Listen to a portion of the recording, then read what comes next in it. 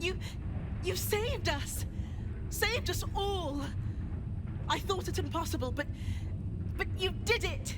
The Iron Throne rescue sequence is one of the side quests leading up to the Gortash confrontation in Act 3 of Baldur's Gate, where you can also rescue Duke Ravengard and Omelum if they are both still alive in your file.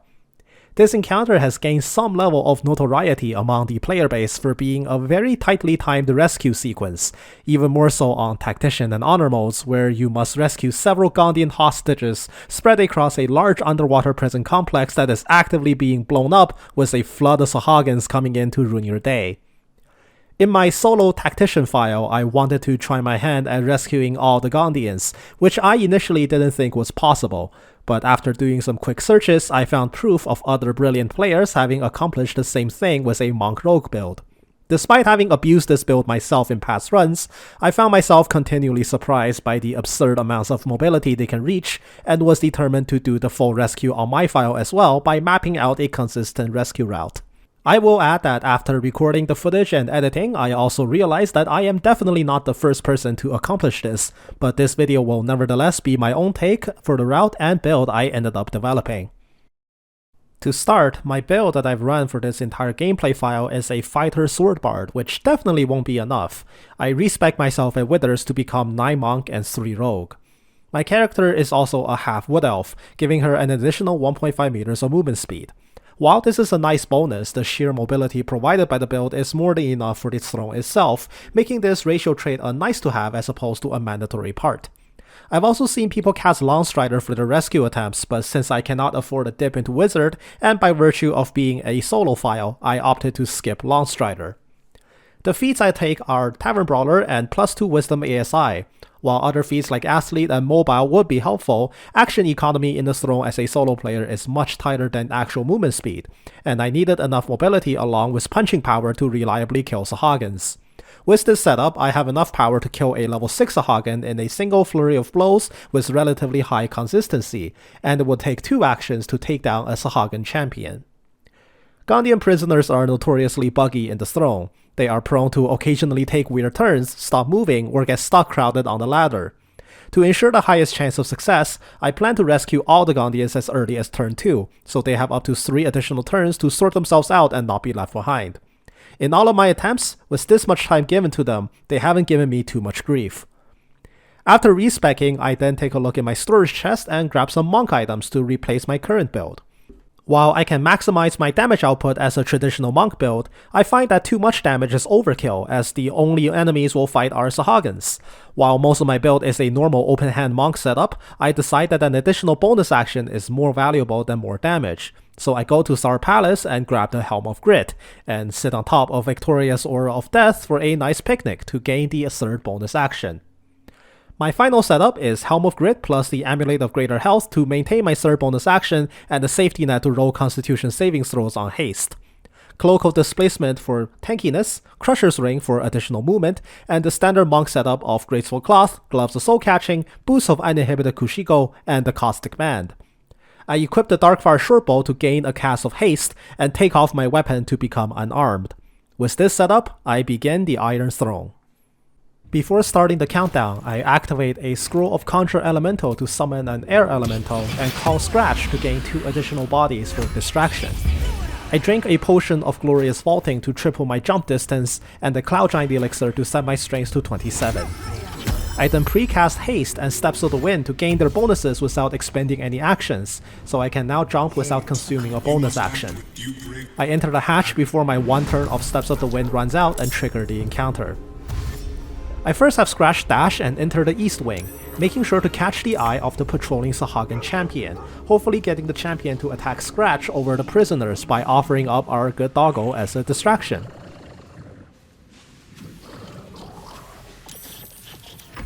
I then send my Air Elemental down next, warping next to the Sahagin in the main chamber and stepping away slightly to trigger an opportunity attack, so I can safely pass him later.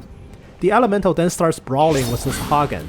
It takes the Elemental 2 or 3 turns to kill the Sahagin solo.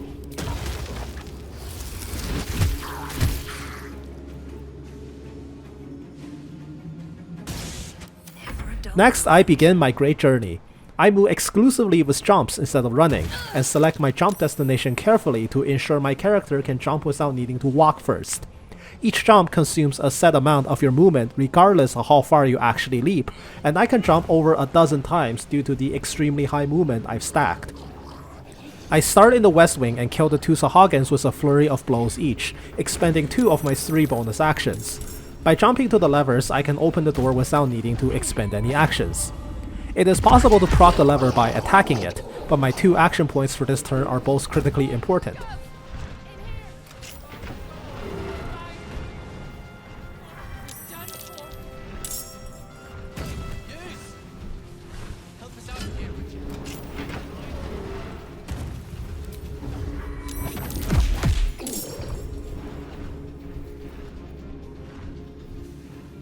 After freeing the west wing, I move to the east wing. While Sahagins will spawn in over the fight, they spawn exclusively in the south wing, so the prisoners in the west wing are now safe. I repeat this process in the east wing, ignoring the Sahagin champion staring at Scratch for now. Dispatching the last guard with my last bonus action, I pull all 3 levers to free the prisoners in the east. Hold on, I'm coming.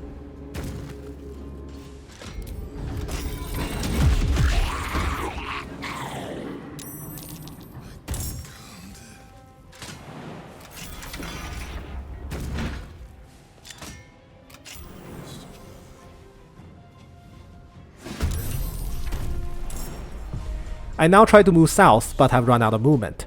I use my first action to dash and gain additional movement to continue my journey and go south.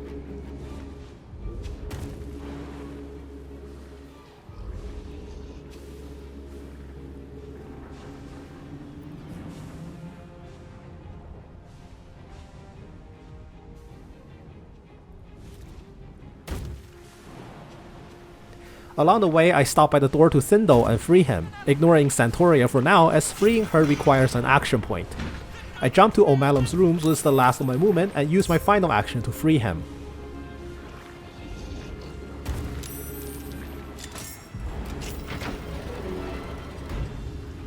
In one turn, all but 3 Gondians have been freed. I end my turn next to Omalum and enter enemy phase.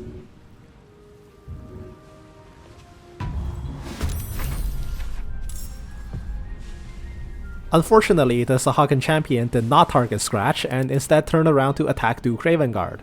This is not a pressing concern as Ravengard is more than capable of surviving against a few attacks from the champion.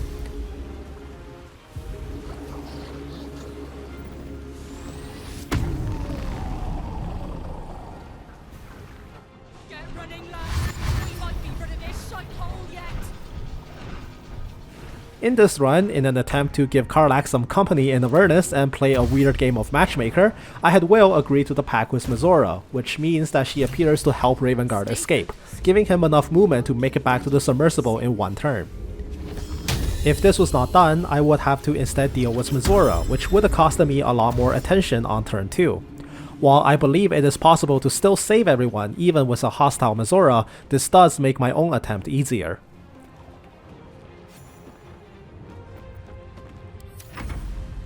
I have Omalum teleport me back to the submersible to prepare for turn 2, rescuing him in the process.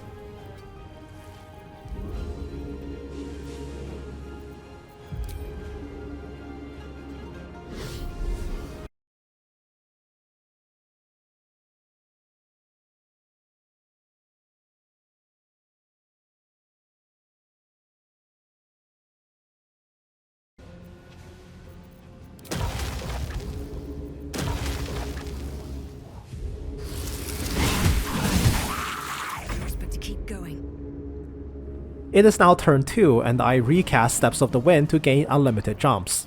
I first go to the east wing and expend all of my bonus actions to kill the Sahagin champion, securing the safety of everyone in the east wing.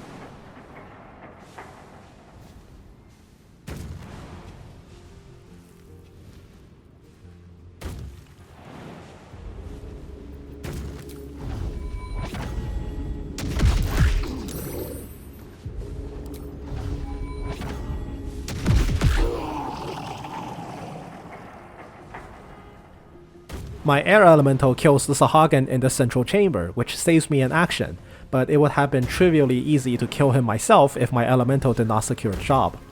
I free the 2 Gondians in the center with the Sahagin dead and start moving south to free Santoria.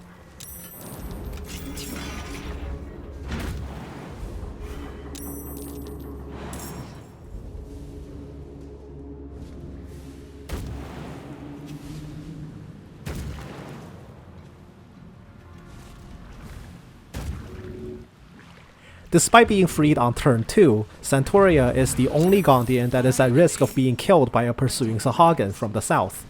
I send Omelum south to help escort her.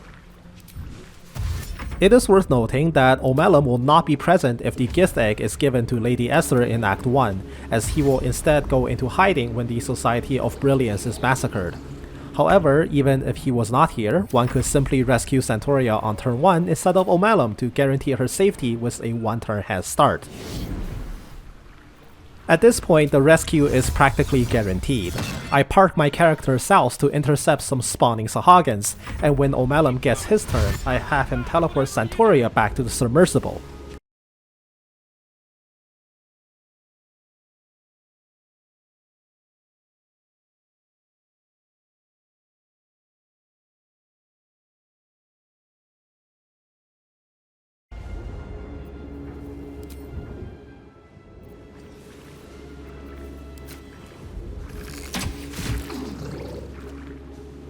On turn 3, I also retreat into the submersible and spam end turn, watching the Sahagin flail around with no more targets to kill.